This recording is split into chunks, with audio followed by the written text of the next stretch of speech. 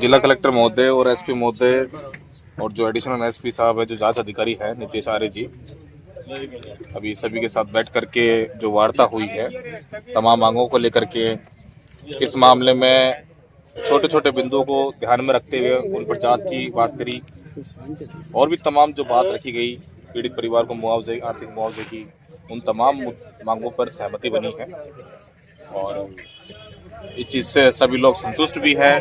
और जो जांच अधिकारी है नितेश आर्य जी, एडिशनल एसपी साहब, उन पे हमें पूर्णतः भरोसा भी है।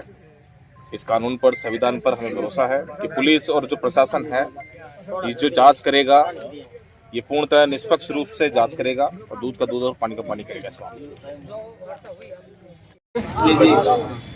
आज से पहले प्रशासन हमारी नहीं सुन रहा था, लेकिन आज सुन रहा है।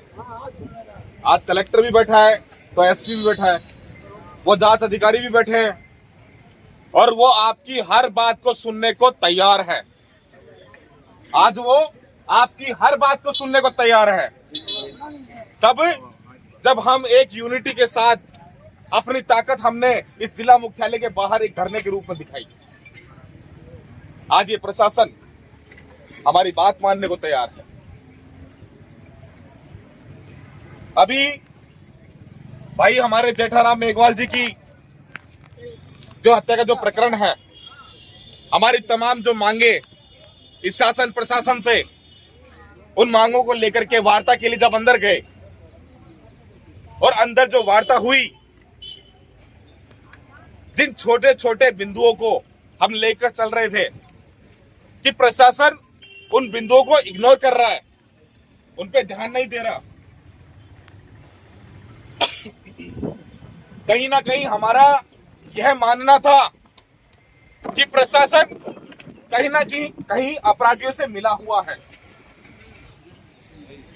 कहीं ना कहीं अपराधियों से मिला हुआ है, हत्यारों से मिला हुआ है।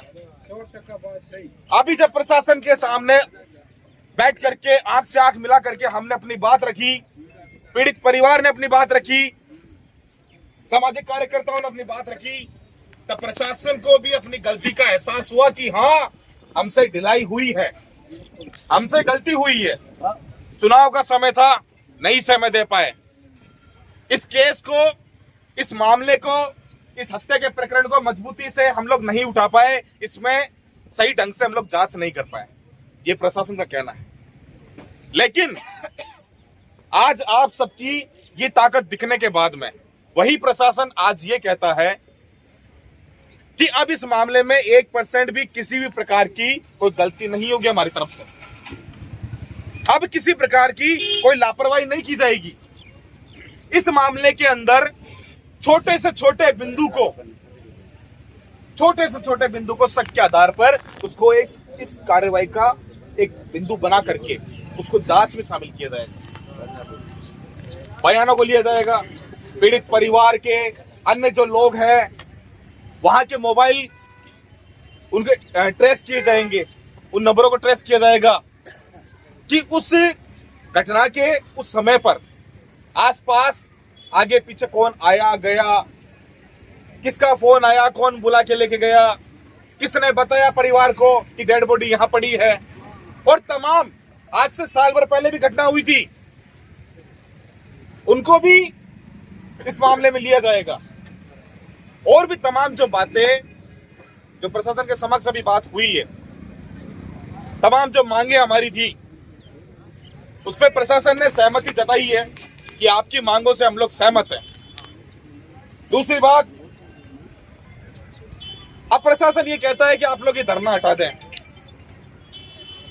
प्रशासन ये कहता है आप लोग धरना हटा दें। ये जनता, ये समाज या धरने पे बैठा है, इस धरने की ताकत की बदौलत आज प्रशासन कुछ हद तक झुका है हमारे सामने। वो प्रशासन जो हमारी नहीं सुन रहा था, लेकिन आज वो सुन रहा है। आप सभी लोगों को तय करना है कि धरना हटाना है या लगाए रखना है। लगाए रखना है तो लगाए रखना है तो यहाँ पे ताकत भी दिखानी पड़ेगी।